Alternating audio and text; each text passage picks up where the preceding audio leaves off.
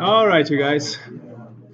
So last time we were talking about linking, and those were two very hard lectures for you guys with me talking a lot.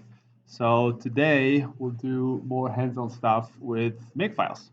So we'll get through makefiles today, and then we'll do CMake Lite tomorrow. All right. It's probably one more bigger. Okay. So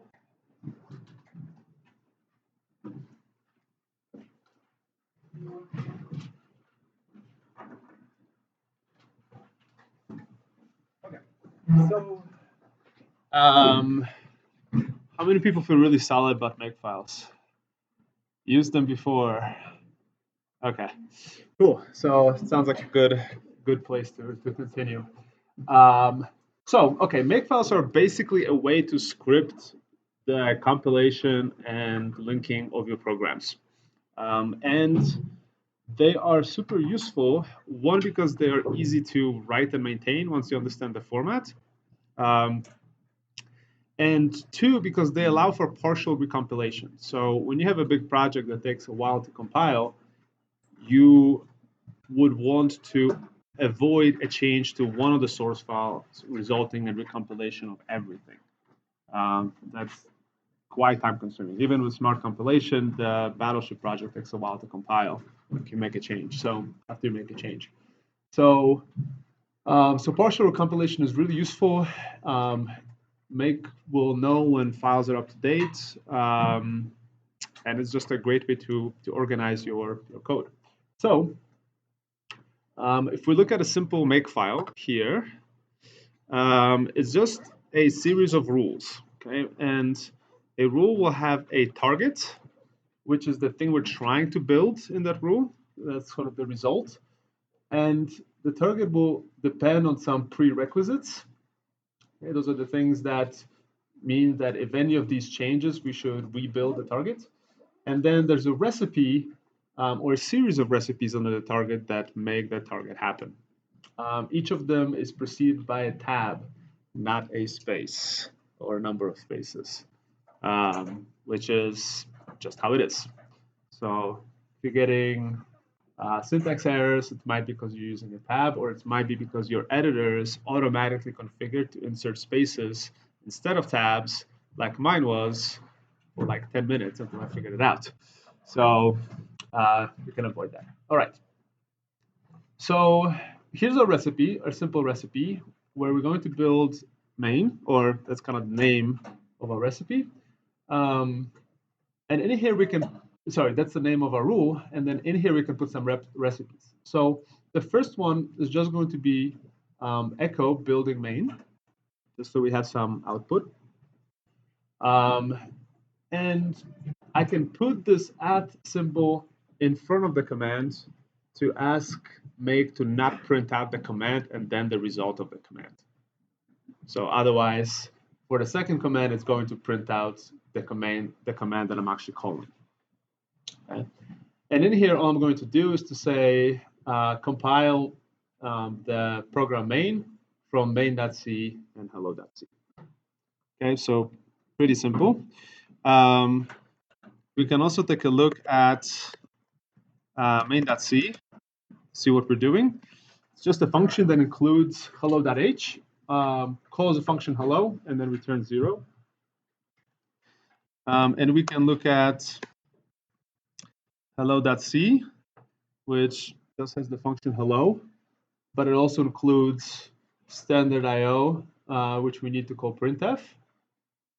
Okay, and then we have hello.h, which just advertises the function.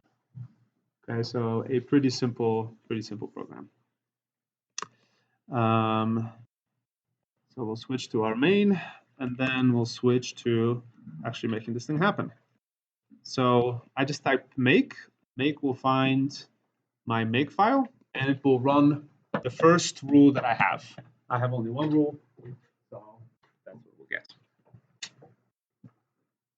Okay, it's up to date because I ran it earlier. But what we have here is program main, which we can then run and get header files. Now this is, of course, an awful makefile because it doesn't do anything other than call GCC, which means you have a script calling the thing you wanted to call in the first place. So it's entirely unnecessary. So we'll try to add some functionality to this. So the first thing we'll do is we'll add a clean so that we can get rid of stuff that we don't need after a build. So switch back here. And I'm going to say, I'm going to make another rule. And the target is going to be clean. And then after here, I can add go up and add remove that V so we can see what we're removing. And then I think all we need to remove here is main.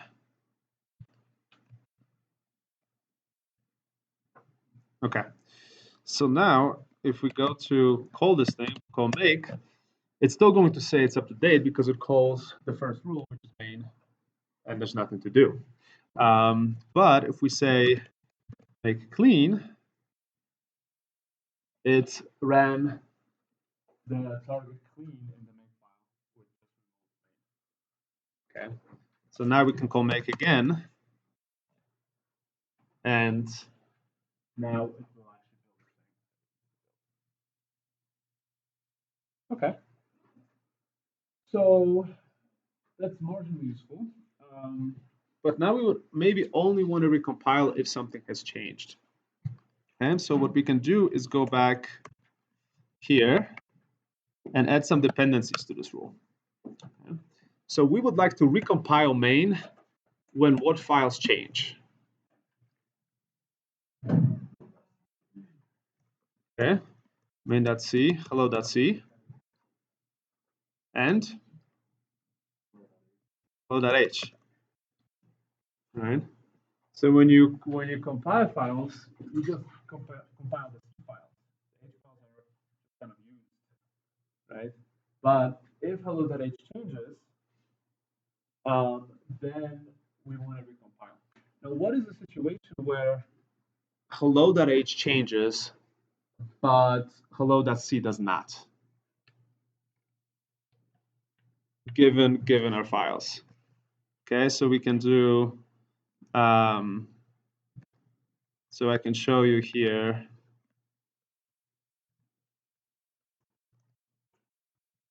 Hello.c and sorry.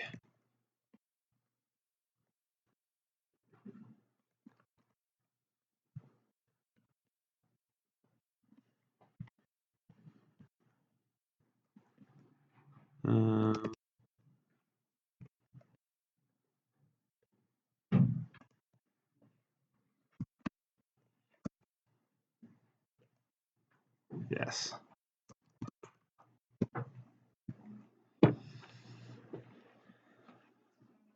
Okay, so those are two files. What's a situation where this would change, where this would not? Yeah. We could add a variable declaration, right? Maybe we're including something that is going to be used in main, but it's not needed for the implementation of this function. Or it could be a change in the preprocessor. We have like some defines that we're adding, right? Or includes that could also change there. Okay, so it's possible for header files to change, and then we do want to recompile everything else.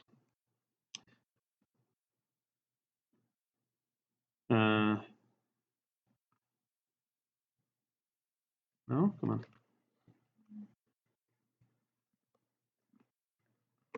Do I not know how to close the window? What's this?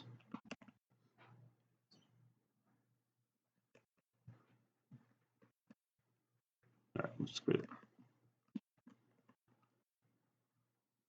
How do I close a window in Tmux?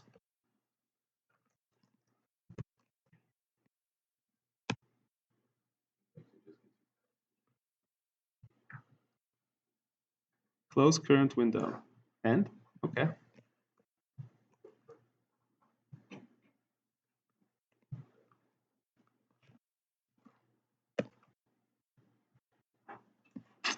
Not happy about this.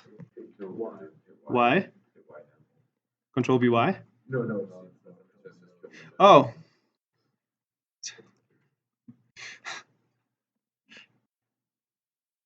Wish I read the whole screen. All right, that was not the smoothest.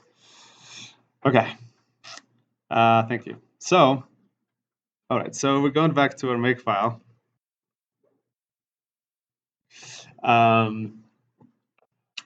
And hopefully now we should be able to have it recompile stuff whenever something changes.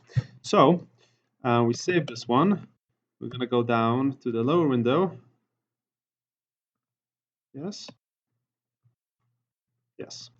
And then make clean just to make sure. Yeah. Make everything recompiled. Okay, so now we can change the date of a file simply by saying touch. And so touch is a cool thing which will create a file if it doesn't have one, but it will update the date of the file if file exists without changing its contents. And then we have something new. Okay, so we touch this, and now we'll make again. It's going to make the thing. But without touching it, it says, without touching hello.h, it's up to date. Okay, so that's kind of cool, you know, when you need to recompile stuff just based on when the files have changed. All right, let's look at questions. Let's look at the next example.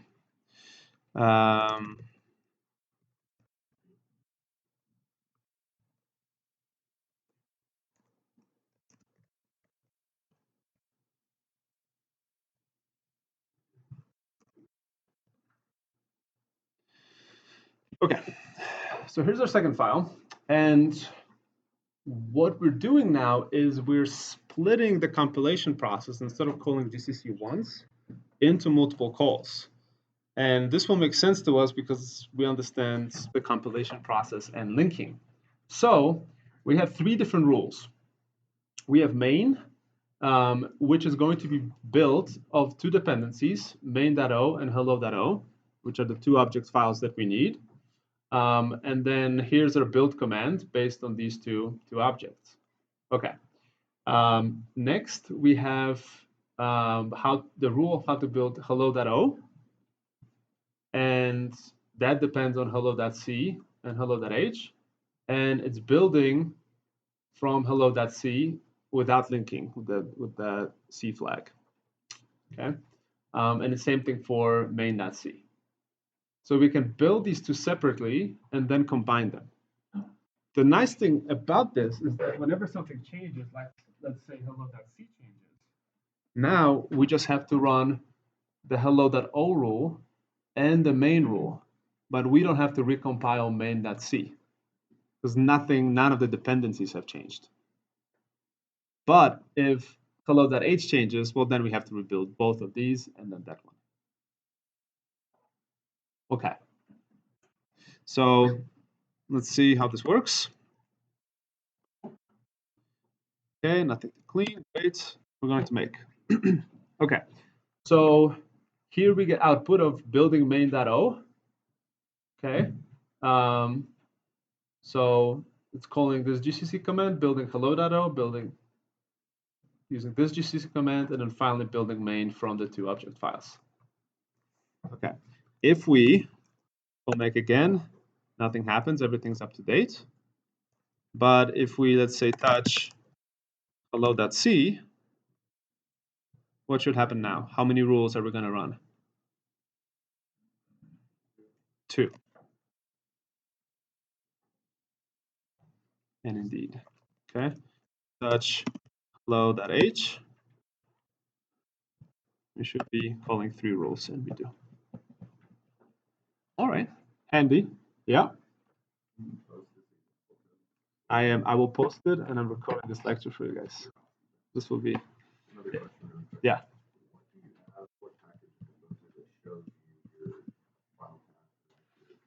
All the coolness. It's called It's called WSL Terminal. WSL, Windows Subsystem for Linux Terminal. I'll post a tutorial on how to do this. I finally decided to bite the bullet and set up my terminal properly. So like an hour and a half later, I have this. It's pretty cool. There's some really cool features to this. One of the super nice ones is if you, let's say, start typing and do, wait, where am I? Okay. Okay, maybe this is look cooler than I thought. You can do things where you have this like kind of file system explorer built into this. Still kind of learning on the commands, but anyway. So if I do, I think that's how it works. Okay. Yeah, if I have a command and then do autocomplete, instead of just autocompleting once, it will give me this menu where I can kind of select what I can do. So cool thing. Okay, where was I? Okay, so we can rebuild partially, which is neat, but we can do more. We can always do more. So we can set up flags or variables to let us sort of automate some of these rules. So for example, we can set up a CC variable and say equal to GCC. So that's our compiler, right? If you move to a different system, maybe you have a different compiler that you want to use or a GCC on a different path, right? So you can kind of set that to CC variable, and then everywhere we have GCC, we can replace it by a call to that variable.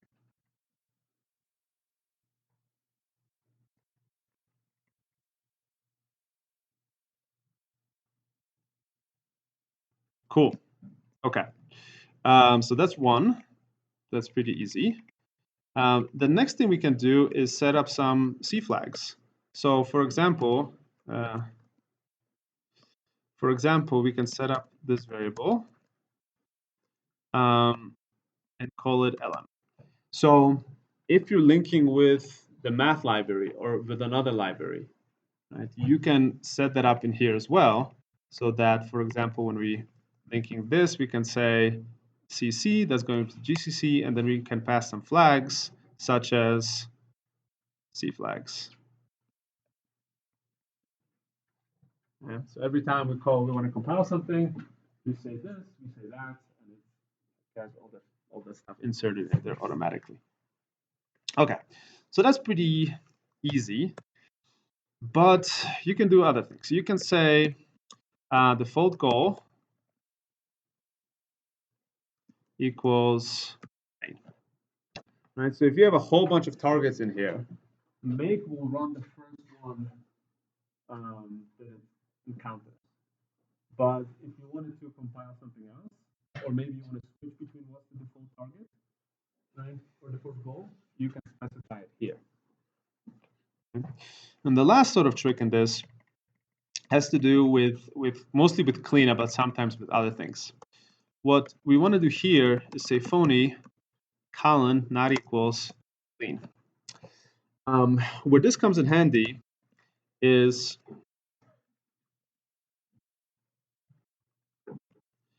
if we want to do something like make clean, but clean is another file in our directory structure, right? That would be confusing.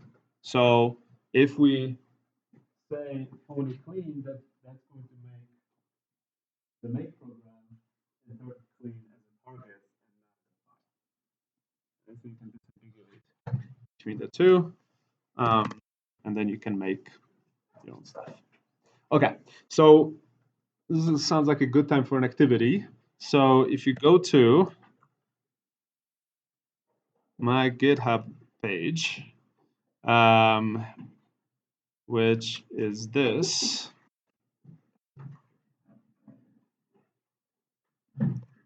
I'll just put it here. There you go. Okay. If you go to this address, you'll be able to look at the code that I'm using. I don't know, is highlighting easier? A little? Okay. Um, and from there, you'll find the make directory, which is what I'm working in, and make5, which has some code. And what I want you guys to do is to build a make file using the features of make we described thus far for that code. Okay. So what this will look like is this. You can go to make5 and you can download these 4 files and make yourself a make file.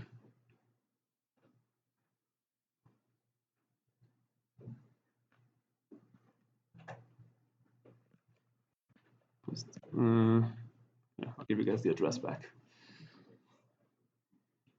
Okay, and if you look into make 1 and make 2, you'll see the examples. But I can leave this thing up here too.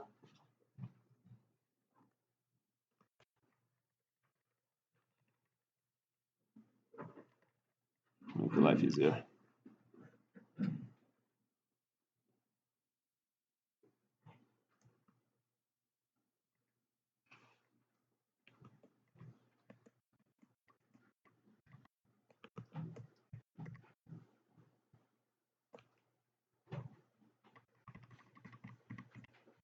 There you go.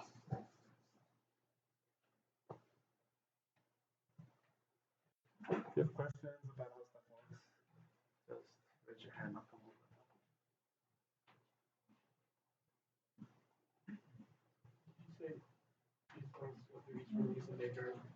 No, go to make 5 directory. Oh, just make 5, and it has a few files in there without a make 5.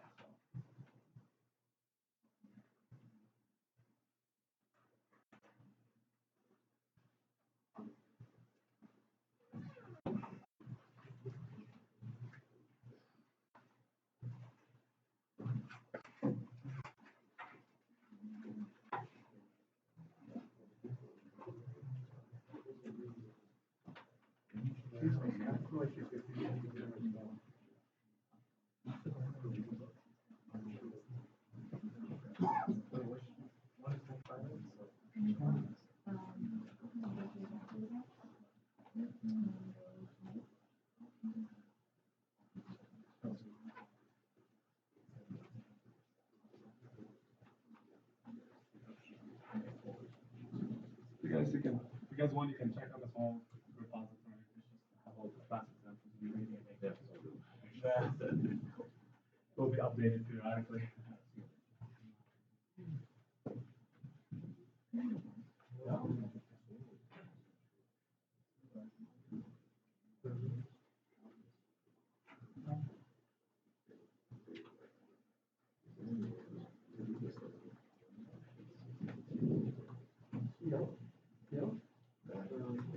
So you should run stuff from here. Get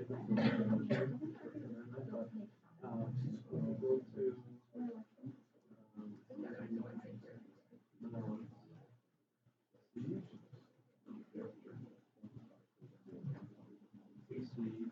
feedback. Yep. So if you look at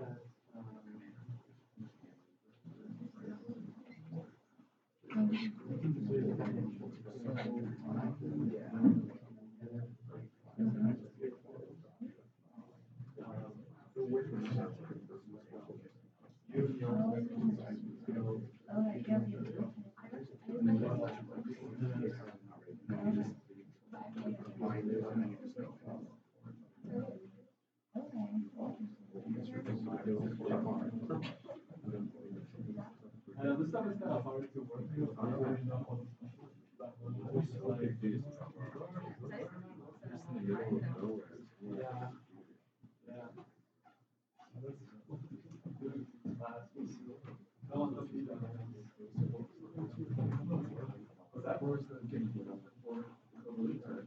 Deadline from the bottom. Oh, yeah. Yeah, that's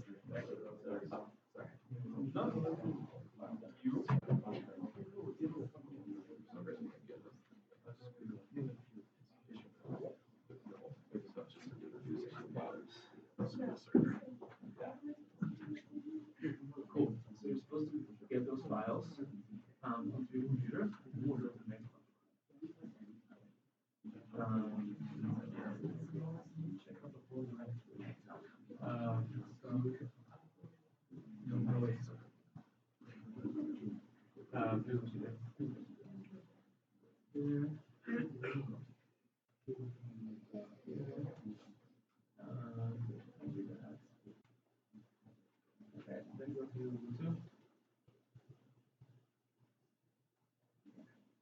do you want to place those files? Here we are? Okay. Type this. Well, and paste.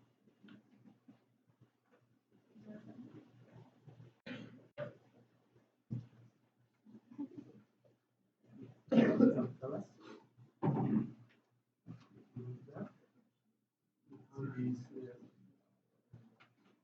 CD, space, capital C, tab. CD link. CD link file.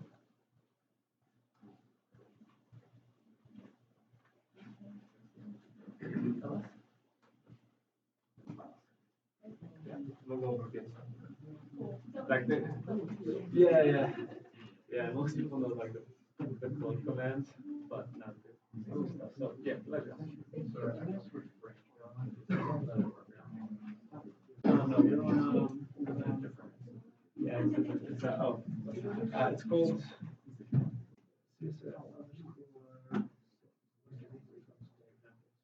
I'll put up a review.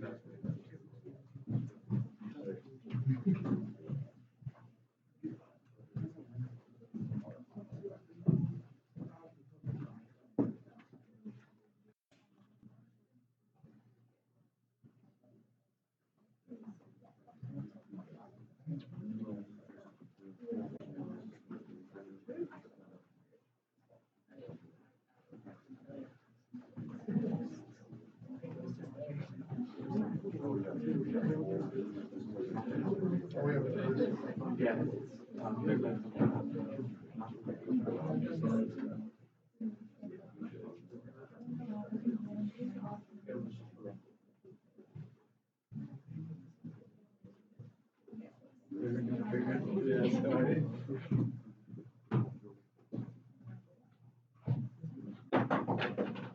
Yeah, I'm gonna link this stuff for you guys.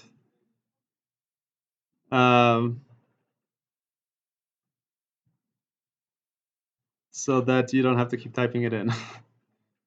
This is doable.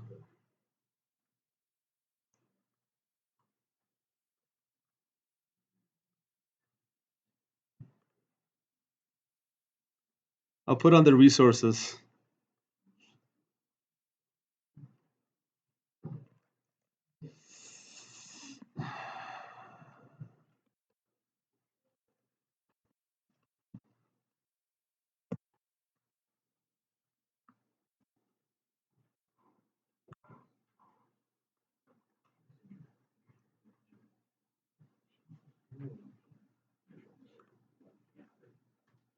Okay, cool.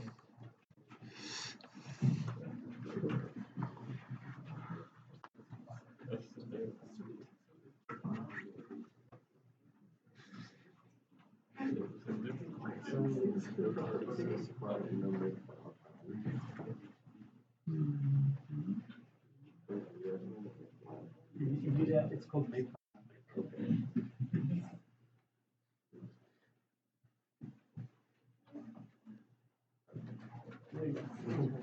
Cool.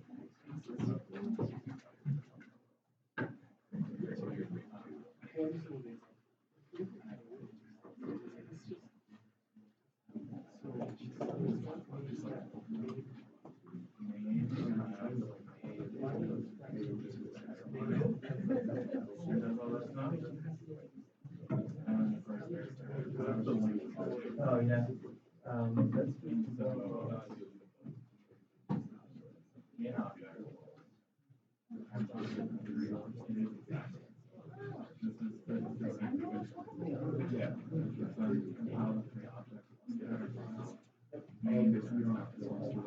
No, you have the whole thing. Or you can like copy the file.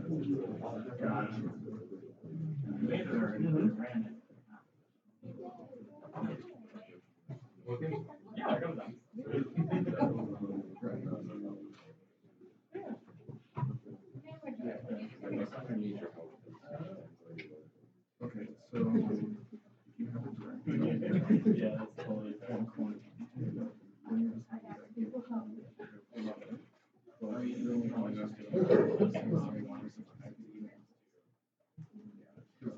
Oh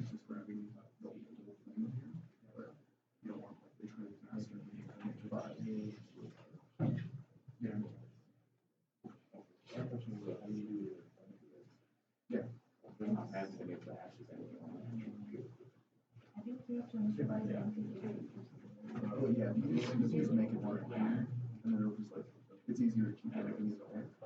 And then once you finish your alteration, then you do the other form. Oh, does it?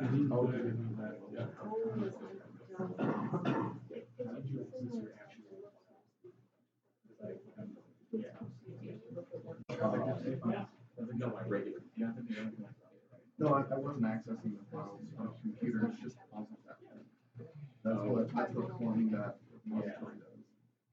So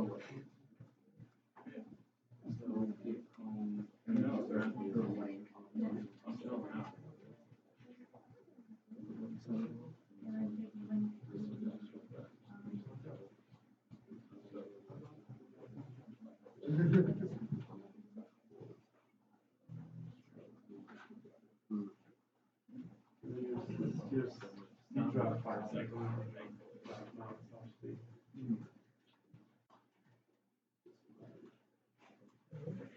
All right. Who conquered the make file? Yeah, couple people. More time? Should we move on? More help? More help? All right. Who needs help? Great. Or ask someone next to you who's done it already.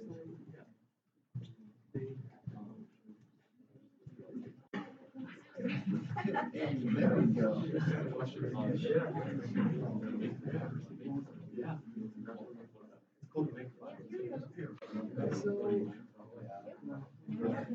I'm just frustrated about what frustrates me about this is that I do not access my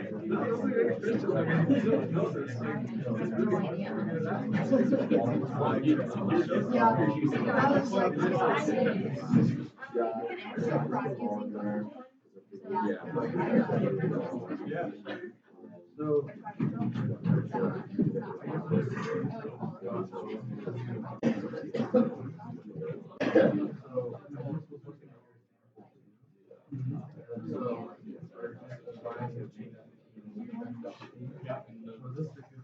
So what if like named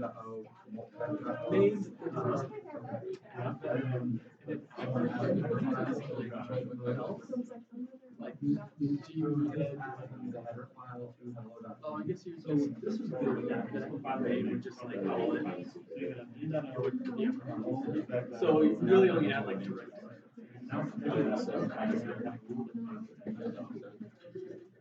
That data depends on what I see in that. Okay. Just like a dependency. Right. Right.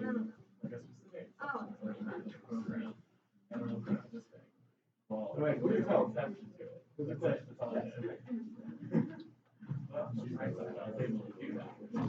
Alright, well, so how did you accomplish this? I'm just now starting to have all the files, but I'm pretty much just following these.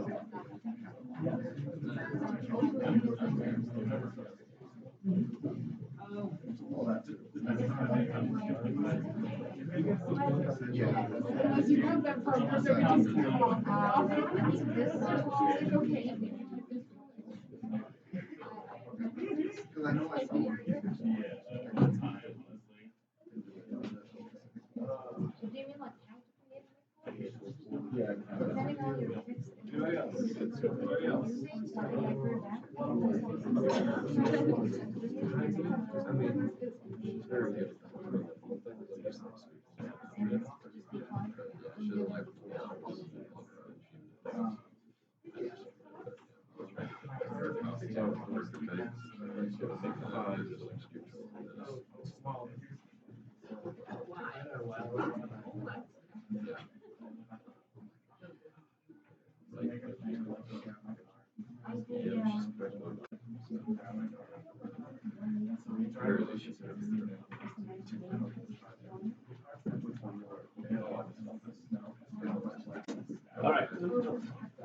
All right, let me show you guys a couple more things. I have a question. Okay. No, it's not here. If I have to do more, if I have to make files in the same, Repository? yeah, if I have to make files and I'm giving the command make, Yes. which one is gonna be implemented? Why would you have more than one make file in the same directory? I don't know, actually. That's a good question. There might be, if we look at man for manual page for make, maybe there's a way to specify make file. Okay. I guess I've never done that. Good question. I'll give it a shot today and let you guys know next time. We know what happens. Okay, let me show you guys a couple more things with make files. Okay, so okay, we did the funny. Cool.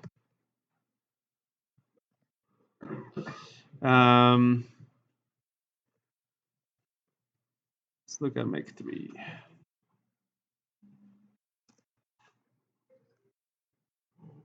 Okay, we can do a couple other things that are pretty neat here with variables. So one is when we have a main, which is the target name, we don't have to, and we want to build something of the same name, we don't have to repeat that. Right? We can say instead, we can say, what is it, $at? Yep, which is the name of the file to be made. So $at will point to whatever the target name is. So now if you change the target name, you don't have to keep changing it in the rule. Okay. We can also create this thing called objects, which is just another variable which has all the object files, and pass that in here. Okay.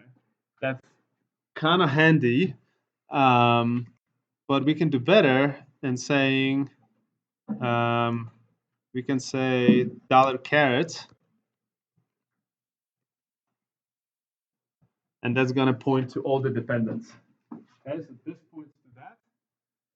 The caret, $caret points to all the dependents. So now all you have to do is just specify it on one line, and everything else is taken care of.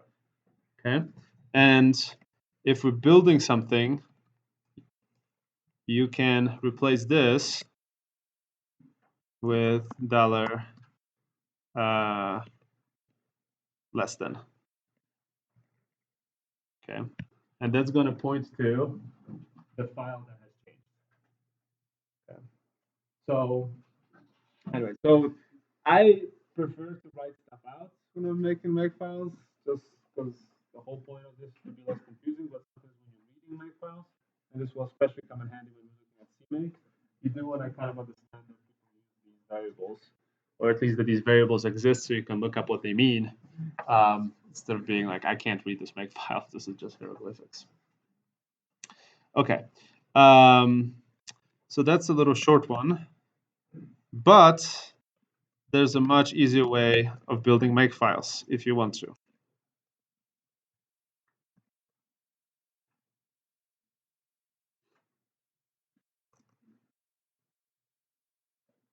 Okay. And that is by suffix rules.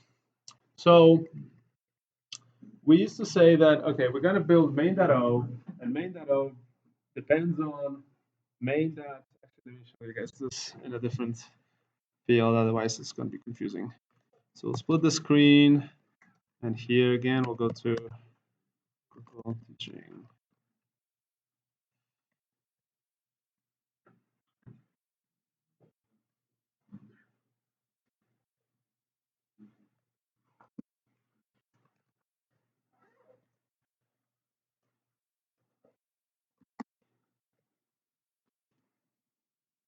Make 3.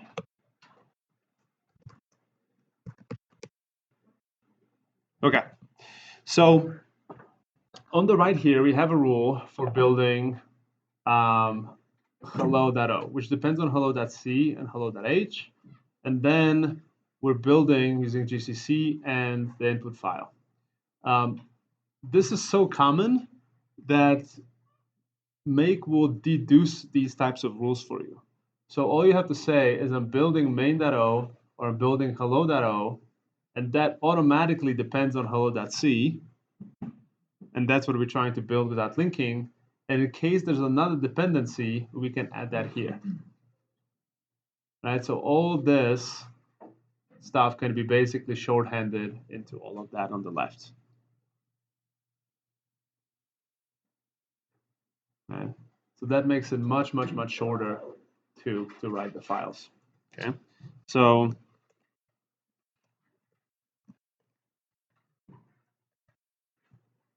we can make, and you can see that it figures out that it needs to build main.o, and then it builds our main thing that we wanted to build here. Okay, but this gets cooler. So let's say that both of these things depend on hello.h. Right? They could depend on some other things, but as long as you have files that depend on the common thing, what you can do is you can say objects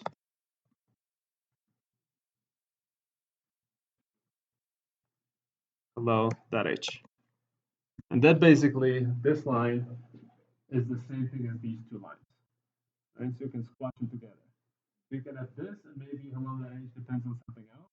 You can then have a separate line for that with just the dependency on that other library that's not included in the object line. Right? So kind of much shorter way of writing the tree.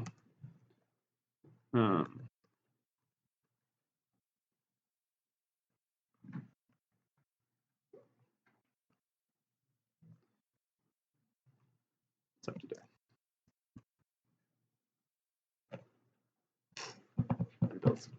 Okay, so you'll see the syntax. Sometimes this can get a little bit confusing. So maybe I would write it out, not in this format, right? No objects together, but kind of dependencies for each object quickly. But I would still use the suffix rule shorthand instead of writing out the rules by hand, because why? Right? Or unless I have some very specific flags on the path to this builder for this particular object or something else. So you can kind of control it. All right, so if you guys made progress on your makefile, you can convert it to the suffix notation. And I can walk around and help you guys. Oh, there's one more thing I want to show you. This is pretty cool. So let's say that I made a change to my hello.h file. Okay. Now, if I do make, I have to rebuild everything from scratch. Okay. But maybe I made a change to this file that's not substantial. Okay? I know it's not substantial. I know I don't want to trigger all the recompilation of everything. Or maybe I made a change that affects only one of the builds, so that I can say make main.o and not anything else, right? But so to prevent make from kind of triggering everything based on this one file changing, you can type make t, which updates everything internally to be, as recent as that most recent change to the .h file. And now if we do make, it's gonna think that everything's up to date. So make.t will kind of squash recompilation if you're sure you don't want it to be recomputed. Right? This can also be useful if you're copying files from somewhere and everything's already compiled. And then you're gonna have like new modification dates, and you don't want that. You don't want that to trigger recompilation. You can squash it with make.t. All right, we have 4 minutes left. Why don't you guys keep working on your make files, and I'll walk around and try to help you. See if you can get it to work.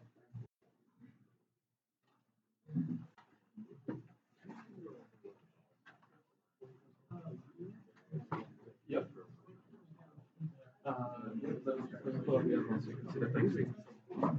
Oh no, it's not the number. Okay, so $@ is the name of the file. So for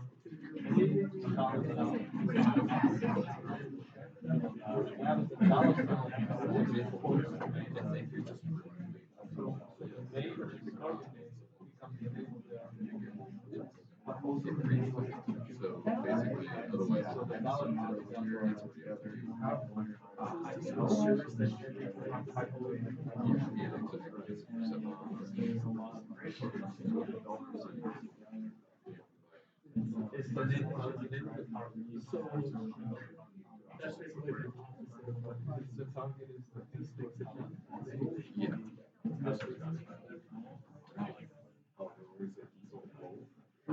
No, no, no. So too much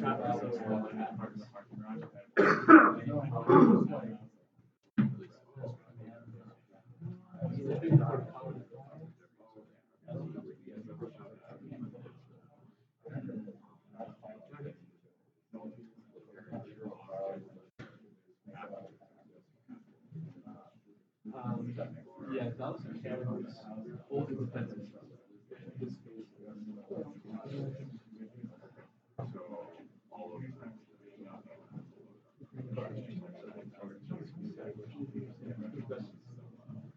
yeah, the substitution is confusing. Yeah, but we have a lot of files. You can just use any one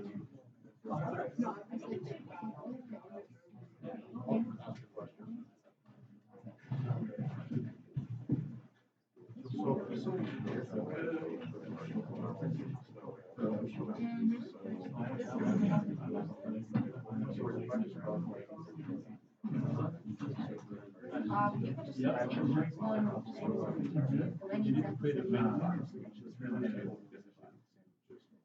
exactly. Where, I mean, you just, you want to like represent the big picture of how to make it more class and then make it. I understand that. I was just We usually have to put like zero.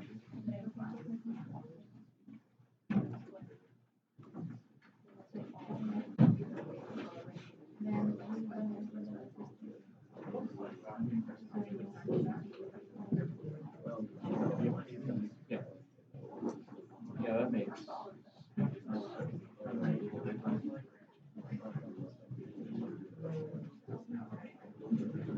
All right, I think we can stop here. I posted tutorials. I post tutorials to everything we have.